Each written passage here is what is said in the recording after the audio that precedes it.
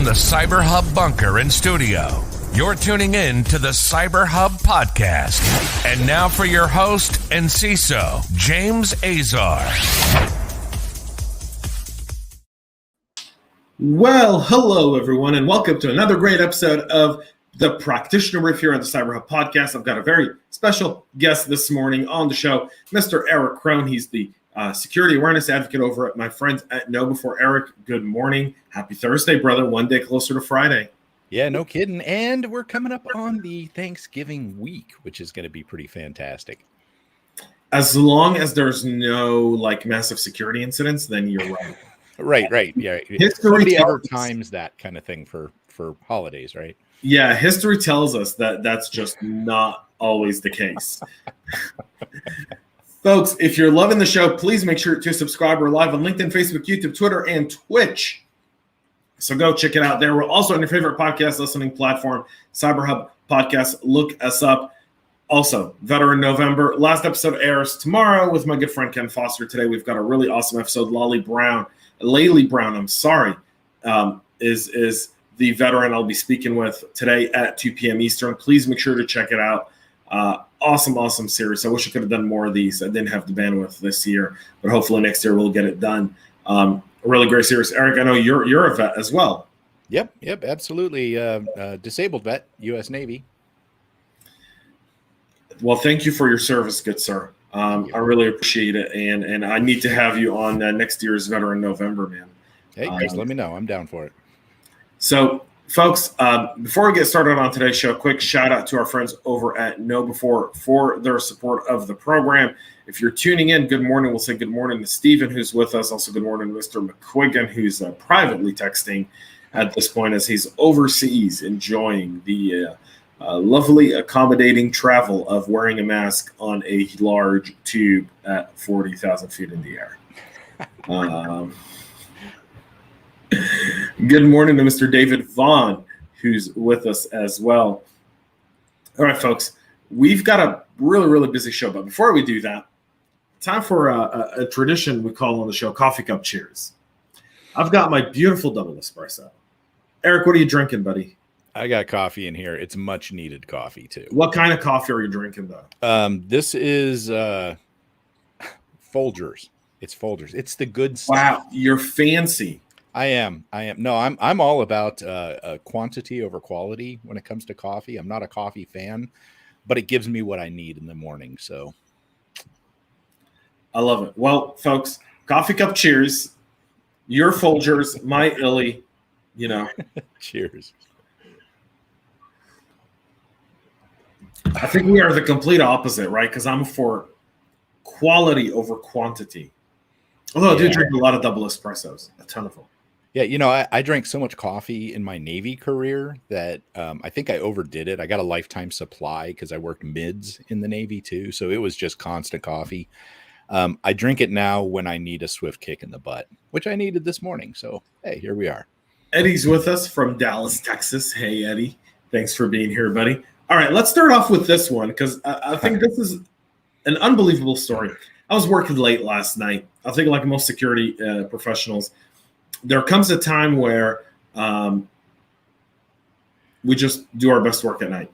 So the Israeli defense minister's cleaner has been charged with spying for Iran. Talk about an insider threat and espionage.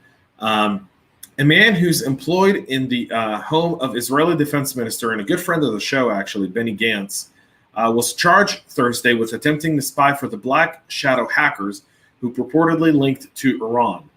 According to the indictment published by the Israeli Justice Ministry, Omri Goren-Kochevsky, a 37-year-old resident of the central city of Lod, was arrested 14 days ago on November 4th. The indictment, and as in most cases, folks, in Israel, they'll indict, arrest, but won't make it public. They'll actually put you've got to get approval to publish these types of stories in the media. So they'll actually put a halt on publishing anything while they continue to investigate and play down until it burns, essentially until they reach, especially when it comes to national security, which in this event, this was. So that's why we're only hearing about it 2 weeks later. An arrest warrant for Krakowski said he has an extensive criminal record, including 5 convictions and prison time served for various offenses, including bank robbery. Raising question is, how in the hell did this guy get a job as a cleaner at the Israeli defense minister's house?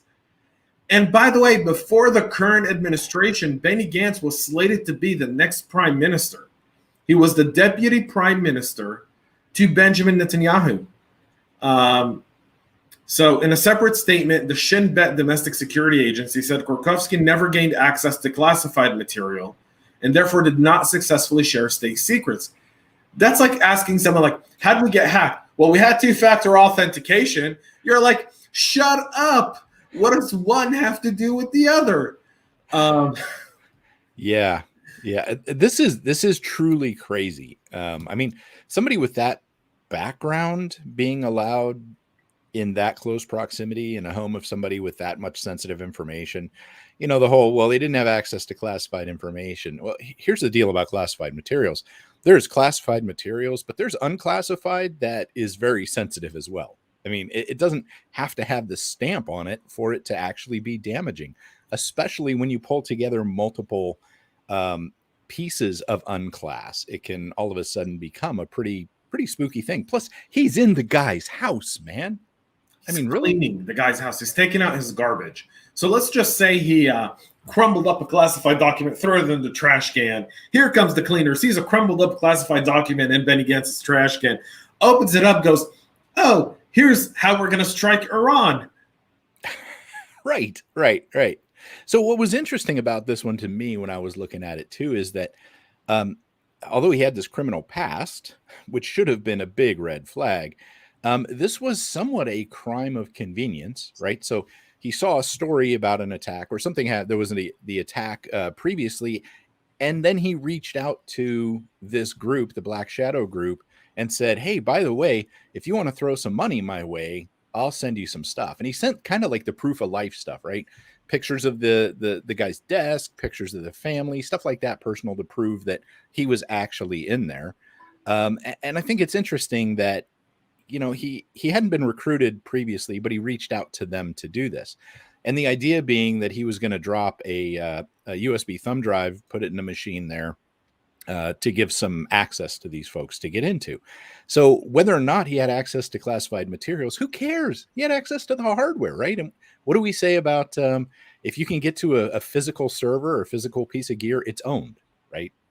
So I want to bring something up here for the sake of full transparency. And Eric, I'm going to get to your comments here in just a minute. Not you, Eric. We have another Eric Silberman, who's commenting here on the side on LinkedIn. Benny Gantz, during the third election cycle in Israel, there was a story that broke that Iran had allegedly hacked his phone. You guys can go back. I think this was last summer. Israel's had so many elections, I forget which election cycle this was. But the news story was that Benny Gantz's cell phone was hacked by Iran and that Iran held secrets. This was kind of like the October surprise equivalent to the U.S., right? So every October, like right before election season, someone will come out and say, and he's a Russian spy, everyone. And so it only ends up to be completely false and hoaxed. The same applies here. His phone was never hacked by Iran. There was never any evidence of that happening, but that nonetheless, he was Benjamin Netanyahu's top contender at the time and ended up forming a coalition government later on with Benjamin Netanyahu. And had Netanyahu honored the contract, Benny Gantz would have been prime minister today. So you have to understand that significance, because I think that's really, really serious. Let's get to some comments here. I expect better background checks from Mossad. Mossad doesn't do this. Shin Bet does. Mossad is external. Shin Bet is internal and deals with the Palestinian territories as well. And so, yeah, this is a big thing from Shin Bet. Here's the thing. This guy is like known to not make good judgment. Yeah. Right? Yeah. Time to sweep the whole house for electronic devices. Indeed, physical access equals game over. Mm-hmm. That is very, very much true, Mr. Vaughn. Physical access equals game over. He had access and unsupervised with it, right? No one's following the cleaner around going, hey, scrub that toilet better, buddy, right? He could walk in anywhere, and that's significant. And it kind of gets you thinking, asking yourself, like, could that happen in our organizations?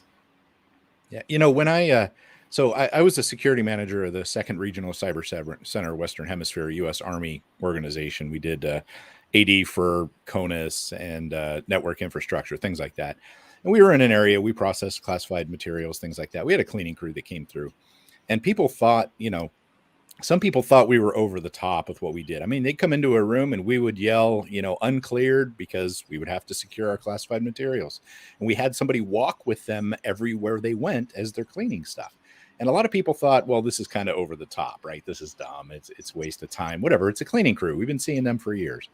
But this goes to show how important it is to keep an eye on that kind of stuff, and why we put that kind of effort into things like that in areas where things are sensitive. Like you said, he could be carrying trash, he could be doing whatever, and odds are there isn't somebody walking with him the whole time, especially if he's been doing it for any amount of time. There's that level of trust that gets built, and then people get a little bit lax. But anytime you let someone on the inside, it's a major threat. One thing to be noted here is Benny Gantz is literally probably the only solid politician in all of Israel. So to have this happen to him, of all people, really kind of does go to show just how difficult it is. Yeah. Folks, we'll move on to a few more stories. We're really stuck on that one.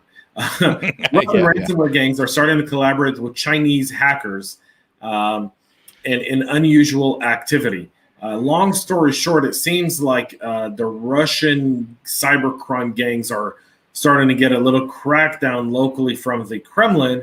And so they're starting to look at their Chinese counterparts as a place to go and still continue to wreak havoc and make financial gains. What are your thoughts on this one, Eric?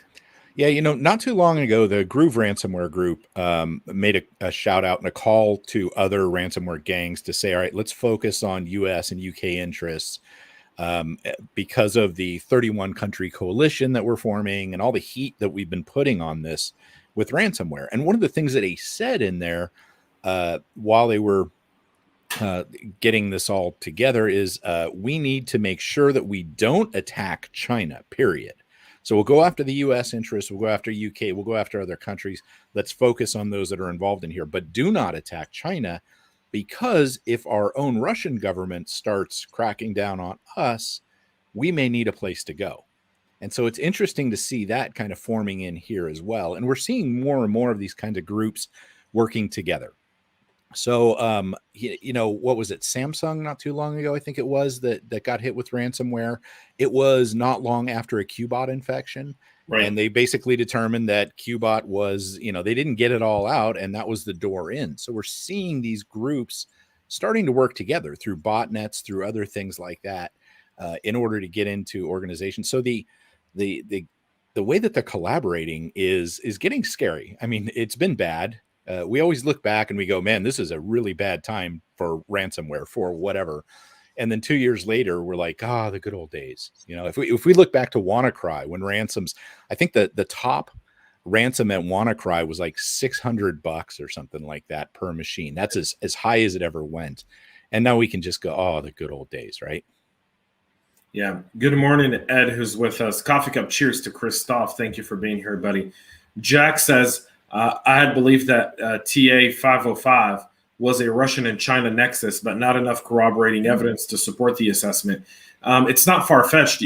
Sometimes you don't need the corroborating evidence to know that, like, how these groups operate. I kind of highlighted this yesterday on the show, but they're made up of all these different subgroups that are located in all these different places. And so, people were announcing Emitat's gone, and then this week Emitat's back, and you're like, well, how'd they get back? Did these guys get out of jail? No, they didn't get out of jail. You know what they did?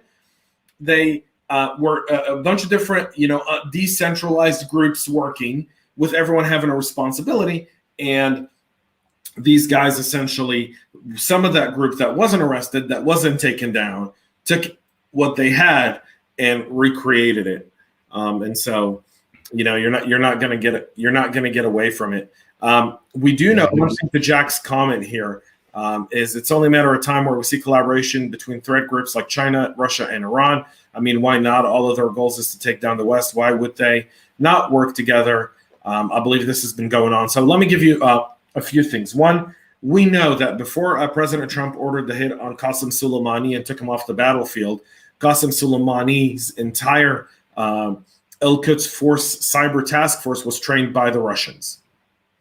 In fact, Soleimani spent a lot of times with his Russian counterparts on uptraining the Iranian skills. And in fact, we did see a decrease in those skills in the months after Soleimani was killed, because they just didn't have that. We saw a lot of mix up and all of these groups kind of decentralized from each other and the goals. And now we're seeing them really kind of come back to order under the new leadership of the Al-Quds forces in Iran.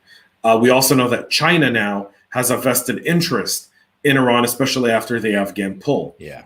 So we know that when the Iran shot down one of our drones, one of our MQ-71 drones, which was a huge piece of the technology that fell into the Iranian hands. The first group that was there to architecturally and engineerily study it were the Chinese, not the Russians. Iran and China have a long vested relationship, and Iran does sell quite a lot of oil to China and energy. So if they're cooperating in those, there's no reason to think they're not cooperating anywhere else. None. None. Just because the IP address and the tools are written in Farsi and come from Iran doesn't mean that there isn't a Chinese guy sitting in that office in Tehran training them, or that they're not coordinating. Keep that in mind. Yeah, this is the classic enemy of my enemy. It's my friend. Yeah. This is part of the world we're into, and it's fascinating to me that warfare has become such a digital thing. And let's not fool ourselves. This is constant warfare going on, whether it's trying to hit people politically, trying to hit people or nations in a financial state. However it is, this is a constant form of low-key warfare that's going on out there. And there's no reason why they wouldn't get together as long as they can keep their interests in line. Because we know some groups are after certain things. Some groups are after intellectual property. Some groups are after other things, money, stuff like that. But if they can keep those things where they don't step on each other's toes, it's going to be a dangerous thing. Yeah, it absolutely is, folks. We'll move to our next story, and I'm going to rush through these because we're way over time, folks. Yeah. So Microsoft informs users of a high-severity vulnerability in Azure AD. There's already a fix for this. This is tracked to CVE 2021-42306, has a CVSS score of 8.1. It exists because of the manner in which automation account run-as credentials are created when an automation account is set up in Azure. This is significant if you're using Azure Federation or Azure as SSO, Azure AD, that is, folks. There's already a patch and a workaround in place. You need to get it done as soon as humanly possible. If they are able to take advantage of this, they get into your Azure AD. They've got the keys to the kingdom, especially if you're running Azure AD. That's your Active Directory. AD stands for Active Directory, in case you're not aware of that. Azure AD is the cloud-based Active Directory. The traditional Active Directory that Microsoft had that was on-prem, where you had servers, is now in the cloud running on Azure. They get access to this, man, they can create some real damage in your environments. Please make sure to get this patched ASAP. Yep, and get new certs issued for those accounts. And if you're using Netgear SOHO router models, there's a critical root RCE bug that's affecting multiple of these. There's patches to already remediate these issues. It's tracked to CV 2021-3490901, has a CVSS score of 8.8. It's a pre-authentication buffer overflow flaw in a small office and home office. This could be stuff that your employees are using in a work from home type of situation. You can see all the vulnerable devices in the links in the show notes. Please make sure to go check this out and get it taken care of ASAP. Get those devices patched as soon as humanly possible. And finally, the FBI is warning of actively exploited FatPipe zero-day vulnerability. They've sounded the alarm on a 0-day in the FatPipe products that's been under active exploitation since at least May of this year, so going on 6 months. That's about what they know. So chances are this has been going on for a little bit longer. Yeah. The flaw itself exists because there's no input and validation check for certain HTTP requests, thus allowing an attacker to send modified HTTP requests to a vulnerable device. The FBI is saying following the exploitation, the adversaries performed a cleanup of the infected system to hide their activity and protect their exploit. The vulnerability was addressed with the release of FatPipe Warp, MDVPN, and IPVPN device versions 10.1.2 R60P90. Come on, man. All right. Seriously? Do they not know there's a podcast that's going to be talking about this? Yeah, talk about the most convoluted versioning. Versions, yeah. Like, I want to know, like, I'm dying to see their documentation at FatPipe for this one. We're going to go with a version. We're going to go not 3. We're not going to go 3. We're going to go 3 plus letters plus more numbers. Yeah. Let's not make this any easier. Thanks. Yeah. Dear God. Then people wonder why is not anyone paying attention to security?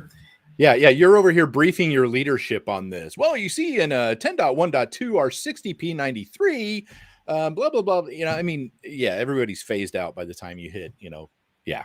Oh, dear Lord. Yeah. I want to do the TikTok guy, the guy who does this. Yeah. Exactly. All right, folks. That's it for our show today. We'll be back with a lot more on Monday, by the way. Monday, not tomorrow. I have until the end of the year. You guys will see less of me as we build up coming into next year. Next year we'll be doing a lot more. I got to get used to new baby and everything else going on in my life. So we'll leave it at that, folks. That's it for us here. Erich Kron, thank you so much for being part of the show today, man. I really do appreciate it.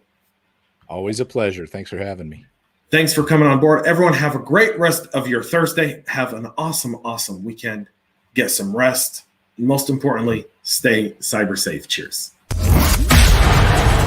We love feedback, so make sure to connect with us on social media and subscribe to our podcast on your favorite podcast listening platform.